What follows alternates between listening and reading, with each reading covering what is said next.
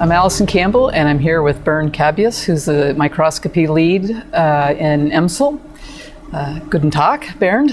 Hello. So you've been in EMSL for a couple of years now. Can you give us a little bit about your background and what attracted you to come to the facility? It's close to 2 years now. Yeah. And let's say I started out as a material scientist in Germany, university, some small university in Bavaria. After that, I switched for more than 10 years to physics. So I worked in a center for solid state physics, and there I more or less specialized on TEM. TEM. Before that, it was corrosion electrochemistry. So after that time, I went with a project which we had in this national lab. I was working in physics, and that project was getting sub-angstrom resolutions, and I went with that project into industry to the company which built it. So I stayed there for 2 years, and my visit was a little bit shorter than I thought, because I got the opportunity to go to the United States, our national lab. This is how I got into the TEAM project. That was a DOE-funded project which lasted for 6, 7, 8 years, and got resolution down to a new record of 0.5 angstrom. And that also brings me why I'm here. Because I think that EMSL and PNL offers the best environment for these next projects. And these projects are in situ TM, and there the major capability gap is speed. Right. Great. So I've often heard you say, you know, the last decade was resolution, and this decade is in situ and looking at things, and the next decade is taking in situ and doing dynamics with it. Which leads me to one of our main projects that we're kicking off here, the ultrafast TEM, which you're going to lead for us.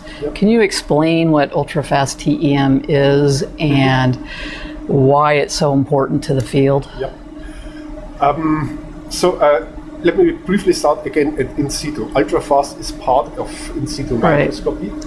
And in TM since the 50s, we are already looking at nano-sized things down to atomic scale. And at that scale, things simply happen fast.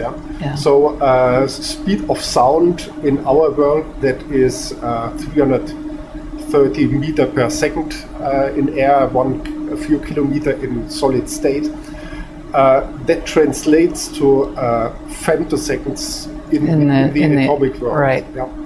And femtoseconds, that is 10 by minus 15, and our present time resolution is 10 by minus 1, 10 by minus 2 for most experiments.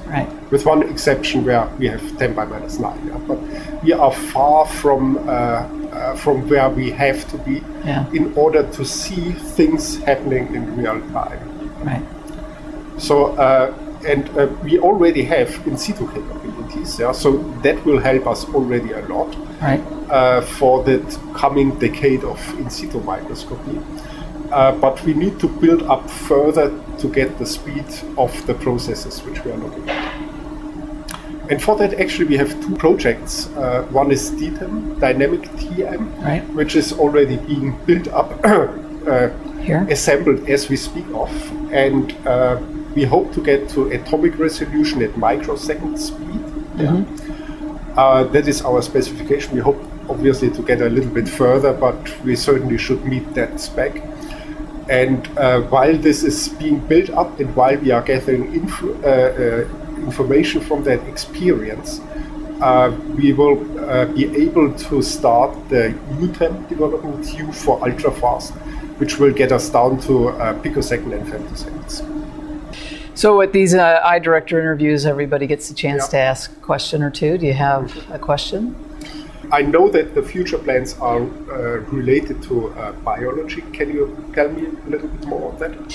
Yeah, so we have the 3 science themes, and we're not going to deviate from that. The reason that we have an enhanced focus on biology is in response to last year's review, where they told us that we really needed to get that science theme more focused and more integrated with BER biology. So it may seem to staff that we're going solely towards biology, but it's really just getting that theme right. All right, well, danke schön, and thanks. Yep, vielen Dank. You're welcome. I know.